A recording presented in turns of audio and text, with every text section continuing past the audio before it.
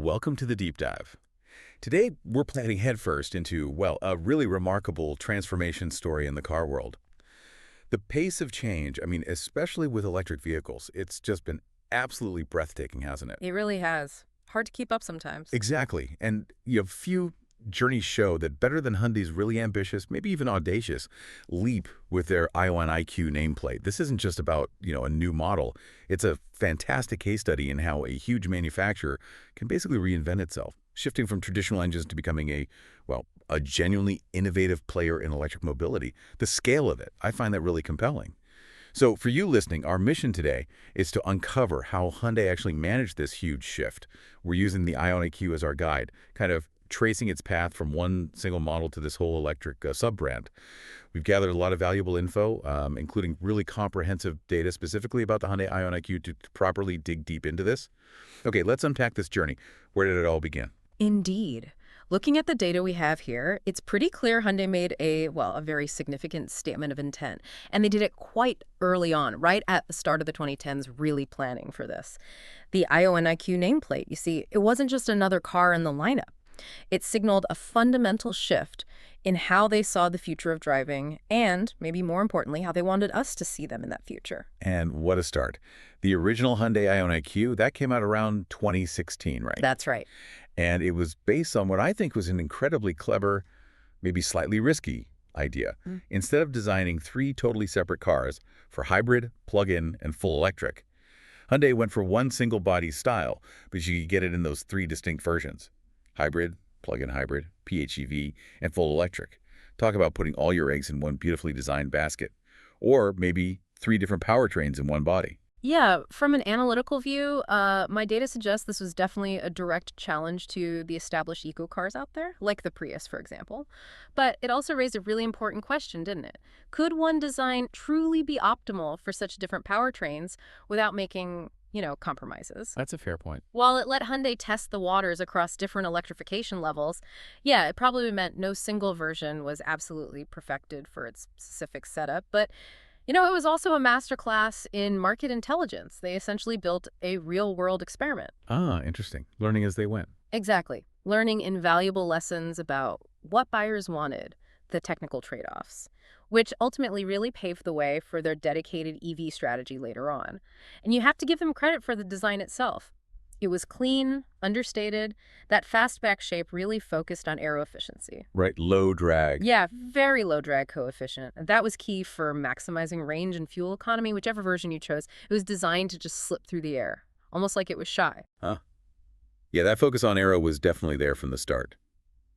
So let's get under the hood, so to speak. The powertrains. The hybrid was the entry point. Correct. The hybrid had a 1.6-liter direct injection petrol engine paired with an electric motor. Combined, about 139 horsepower. But what really made it stand out for a lot of drivers was the transmission. It used a 6-speed dual-clutch automatic. Ah, not a CVT. Exactly, which gave it a much more direct, more, let's say, engaging feel compared to the continuously variable transmissions you often found in hybrids back then. Right, less of that rubber band feeling people sometimes talk about. Precisely. The dual clutch gave you crisp, traditional-feeling gear shifts. It made the hybrid feel surprisingly familiar, which probably helped ease people into electrification. Less of a psychological jump. Okay, and then they took that concept further with the IONIQ plug-in hybrid. That felt like a really practical bridge, didn't it, for people not quite ready for full electric? Precisely. It kept the same 1.6-liter engine and that dual-clutch gearbox. But critically, it had a more powerful electric motor and a much bigger battery, 8.9 kilowatt hours. Okay, quite a bit larger. Yeah, and that battery size allowed the plug-in to go a decent distance on pure electric power. Often over 45 kilometers, the figure suggested. So enough for a typical daily commute for many. Exactly. You could potentially do your daily driving without using any petrol at all. It was a clear, practical step.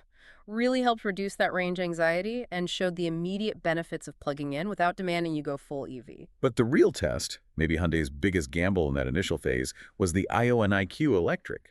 This was them really going for a mainstream gasoline-free car, wasn't it? Absolutely. The first versions, they came with a 28 kilowatt-hour battery pack.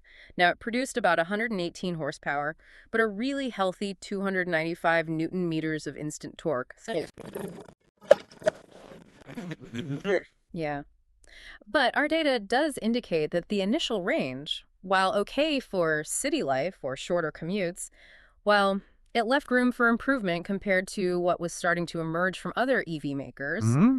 They did address that, though. In 2019, they gave it an update, a larger 38.3 kilowatt-hour battery. That extended the range quite significantly, making it more practical for longer journeys, showed they were listening and could adapt quickly. And what I really liked about that first IONIQ, all versions really, was that Hyundai didn't just focus on what was under the hood. They seemed to think about the whole package, Yeah. the interior, for instance. It felt logical, but also had that sustainable angle, which was pretty forward-thinking for a mainstream car back then. That's a very good point. The dashboard layout was pretty straightforward, sensible. There was a central touchscreen, started at 7 or 8 inches, later grew to a nice 10.25-inch one. Hmm. Apple CarPlay, Android Auto, all the expected stuff. But what really set it apart and kind of hinted at Hyundai's bigger picture intentions was the use of eco-friendly materials inside. Yeah, tell us about those. Well, they used recycled plastics, powdered wood-like wood waste turned into a usable material, and even volcanic stone elements. Volcanic stone, okay, that's It true. was. And it showed they weren't just thinking about tailpipe emissions. It was about the car's whole life cycle footprint, right from construction. Quiet statement about their longer-term vision, I think. So this first IONIQ, clearly it did its job. It laid the groundwork. Because then Hyundai made an even bolder move, didn't they? Elevating IONIQ from just a model name into its own dedicated sub-brand just for EVs. That feels like the moment they truly committed. This raises a really interesting question, actually. What's fascinating here is how creating this dedicated brand allowed Hyundai to, well, fully unlock the potential of EVs. They could move beyond those compromises inherent in trying to make one car body fit 3 different powertrains. Right. They announced these new electric vehicles would be built on a completely new dedicated platform called the Electric Global Modular Platform, EGMP. Okay. And this wasn't just tweaking an old design. It was a clean sheet approach, designed only for electric vehicles. It wasn't just a new platform. It felt like a declaration of independence for their EV future. So a dedicated platform built from the ground up just for EVs. What does that actually mean for the cars themselves? That must fundamentally change what's possible, right? It absolutely does. The benefits are huge, transformative, really. eGMP allows for a totally flat floor inside the car. No transmission tunnel hump. Okay. More space then. Exactly, which directly translates to a very long wheelbase relative to the car's overall length. So much more passenger space, more flexibility in how you use that space. And crucially, it's designed for ultra-fast charging. The whole electrical architecture supports it. This platform basically freed Hyundai designers and engineers to think purely in EV terms, optimized for electric power, instead of trying to adapt older combustion engine designs. It's like building a house specifically designed for solar panels from day one, rather than trying to awkwardly retrofit them onto an old roof. That makes sense. Yeah. And the first car to come out of this new IONIQ brand, the IONIQ 5, Yeah. launched in 2021, wasn't it? Correct. And wow, what a design departure. That unique, retro-futuristic look. Inspired by the old Hyundai Pony from the 70s, apparently? That's the story, yeah. Reimagined for the electric age. Sharp lines and those parametric pixels, they call them. Those distinctive square LED lights. They give it such a unique, almost digital look. They really do. And it's a crossover, but it sort of blends SUV practicality with the proportions of a large hatchback. It's hard to pigeonhole. And inside. Thanks to that eGMP flat floor, the IONIQ 5 feels absolutely huge. Hyundai calls the interior a living space. And you know what? They kind of nailed it. They really leaned into that concept. That sliding center console, you can move it back and forth by 140 millimeter. I think it's amazing flexibility between the front seats. And the front seats can recline almost completely flat. You could genuinely pull over, have a nap during a charge. Yeah. Or, have a picnic inside. Oh, yeah, it transforms the car into more than just transport, a mobile lounge almost. Plus, those big dual 12.3-inch screens look incredibly modern. But for me, the real game changer is that vehicle-to-load feature. V2L. Ah, yes, V2L. That got a lot of attention. Being able to use the car's battery to power external stuff, laptops, camping gear, even another EV in a pinch through standard electrical outlets, that's not just clever, it feels revolutionary for how you can use a car. I agree. While the design is obviously a huge leap, that V2L function really sets it apart. It shows a totally different way a car can fit into your life beyond just getting from A to B. It basically turns the car into a big mobile power bank, blurs the lines between vehicle and, well, portable energy source. So cool. What about performance and batteries? Performance-wise, you had choices. A standard range 58 kilowatt-hour battery or a long-range 77.4 kilowatt-hour one. You could get it with a single motor, rear-wheel drive, or a punchier dual-motor all-wheel drive setup. And the all-wheel drive is pretty quick, isn't it?